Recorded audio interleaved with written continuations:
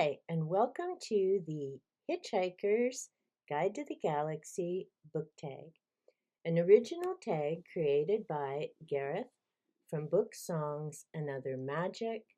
I was tagged by Gareth and Greg from Riders in the Sky. I meant to do this tag several weeks ago, but I couldn't find my copy of the Hitchhiker's Guide. I've been moving some books and things around, and I had to have the book to do the tag. I found this collection at my local thrift store.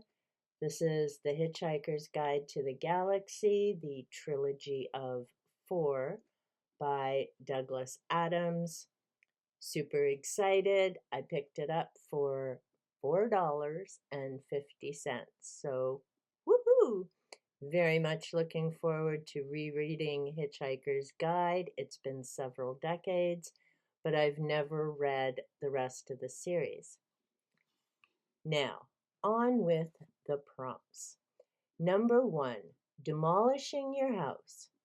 What book would you look for first to save from the demolition? Now, if you've seen some of my book hauls, I have a lot of books, and they are all equally important to me. So this was tough, but I came up with 2. The first one I would save is The Kitten's Voyage. This was one of my first books as a kid. I have done a reading of this. I love the pictures. It, of course, has cats, has the stars. I love astronomy. And this is not easy to replace. I know because I thought I lost it, and this little cutie patootie would be $40 to purchase now. So this would definitely be coming with me. The second book that I would grab is Dracula by Bram Stoker. Now, Dracula I could easily replace. I did, after all, just find a new Dracula copy for $7, but this is the one I plan to read and annotate. This one is from my teenage years, my first vampire read. So I could buy the book, but I could never replace the memories. So those are my 2, absolutely saving them. Prompt number 2, Vogon Poetry. Quote a poet, a line of poetry, or a lyric that you love. I am not a big poetry reader. I apologize to all the poets out there. I enjoyed it in high school. I enjoyed studying it. I wrote it in high school. I understand the purpose of it being a great way to express emotions and share that with the world. It just isn't a reading style that I continue to engage with. So I picked a lyric that I love, and it's by Kansas from the song Dust in the Wind, and it literally is, we're all just dust in the wind. I picked that particular song because in high school we had to do a study on songs and talk about the lyrics and why we chose that particular song. And for me, that pretty much summed up a personal philosophy about life. There are things you need to let go of when you're done with them. And remember, nothing is permanent. I mean, another way of saying that is this too shall pass, because we are never stuck in a single moment in time. There are always things happening. changes, people coming in our life, information. So getting all bent out of shape and being someone who worries and get anxiety attacks, but I also remind myself about that song is it's kind of my touchstone for this too shall pass. You know, it's why would you spend your life worrying about something that hasn't arrived, hasn't happened? Focus on the moment, the now, and everything that's going right. Prompt number 3, 42. The answer to life, the universe, and everything. What is the point? What is the meaning of life?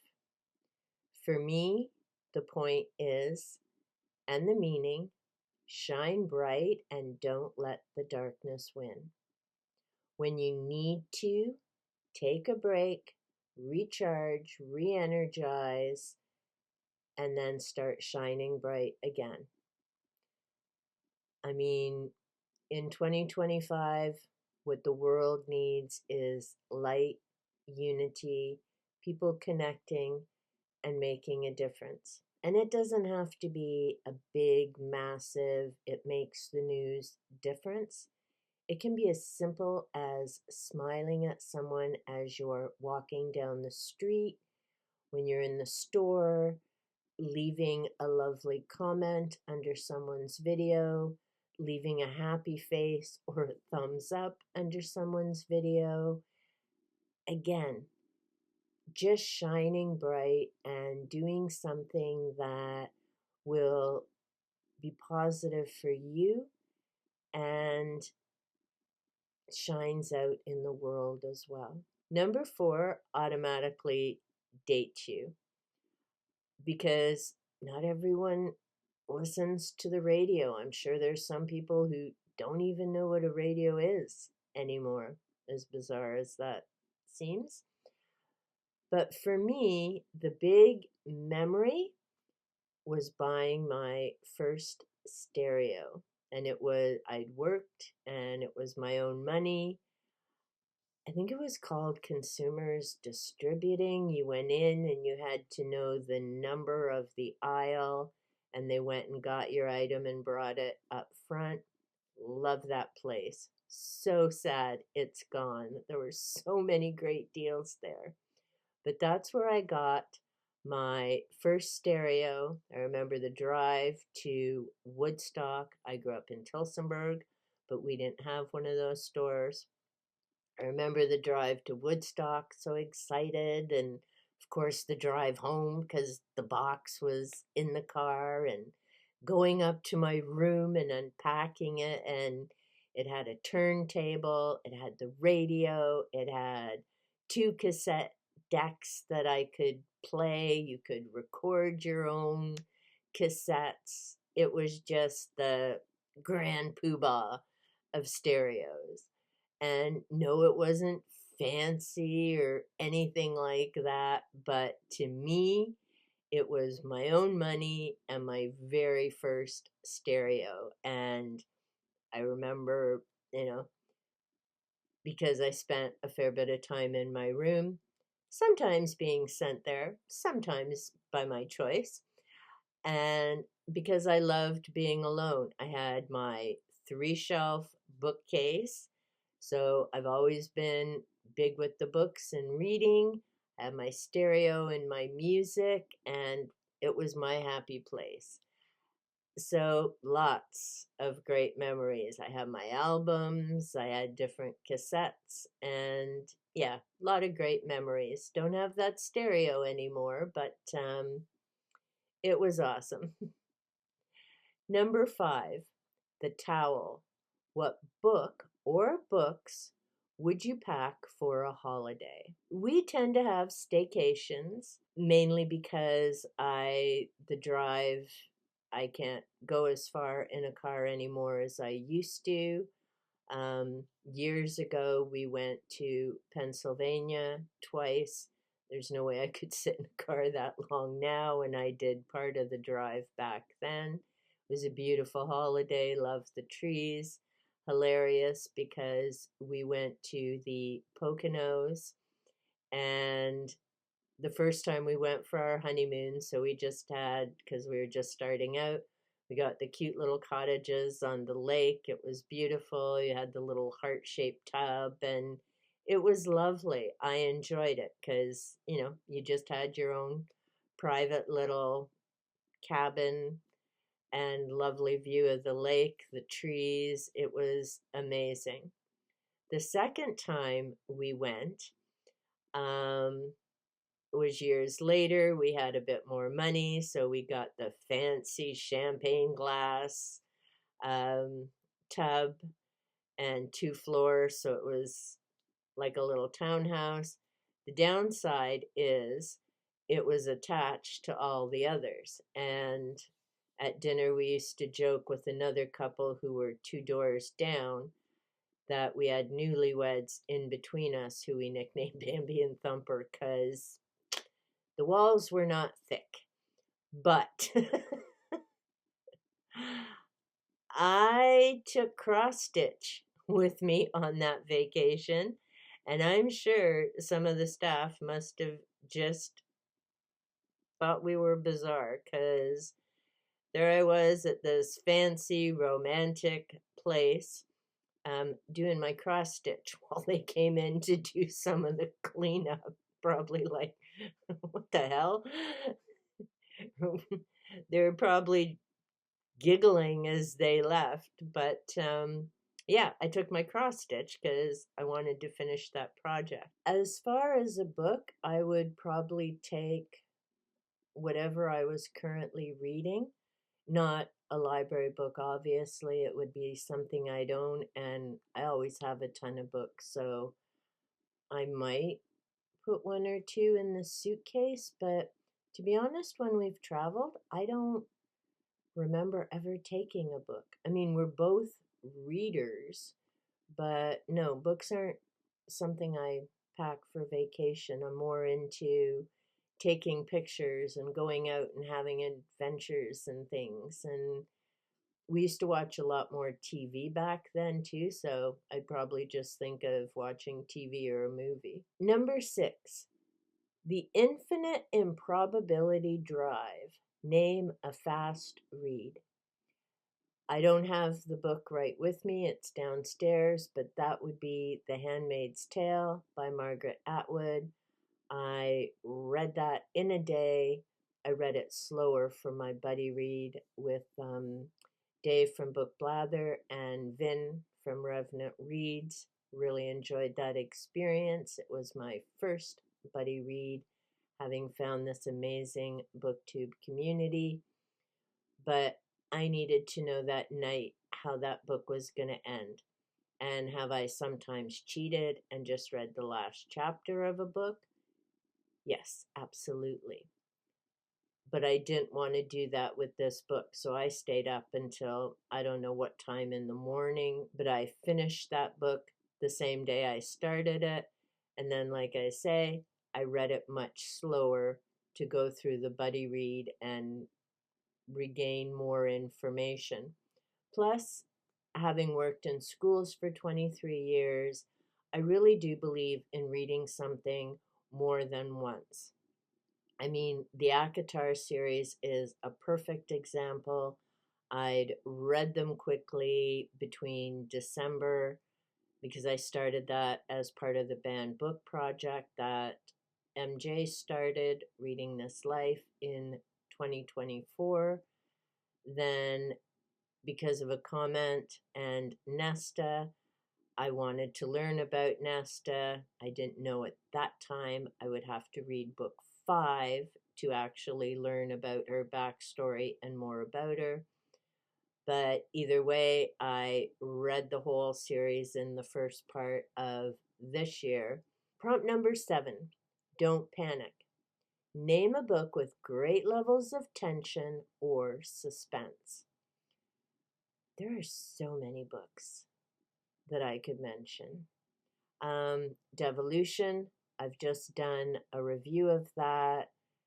Definitely tension, suspense. It was a quick read, I mean, a couple of days, but you definitely wanted to keep going to find out what happened. Another fast read, yes, it is a chunky monkey, but oh, I guess the print isn't too big. But I managed to knock this off in a few days. I mean, one, I'm home all day, so that made the difference as well. But I stayed up late and got up early to finish it. If you've seen my review or you've heard me talk about this book before, I'd waited 40 years to find out how this series ended. And because it had been decades since I'd read the first 4 books, which is all my public library had back when I was a teen and I first discovered Michael McDowell. So when my amazing husband bought me Blackwater, which includes all 6 of the individual books, which is how it was originally sold, I was definitely going to find out what was going on with this character and the families in this small town. Prompt number 8, TV and film adaptations. Pick a book to discuss, one or more TV or film adaptations that you know of the book. Pick good and bad if it's relevant to the book.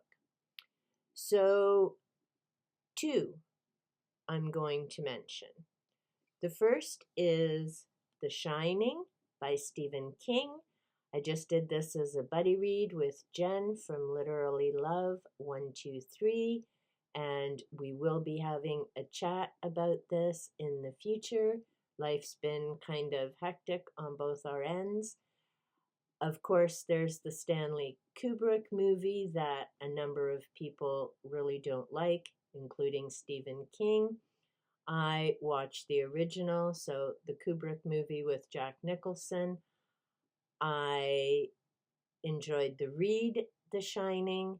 I enjoyed the movie, but they're both very different versions of the same story. In the book, we get a lot more detail, obviously, because you don't have the time constraints, about the family and the different choices they've made, the different events that lead up to how they end up going to the hotel and in this secluded location.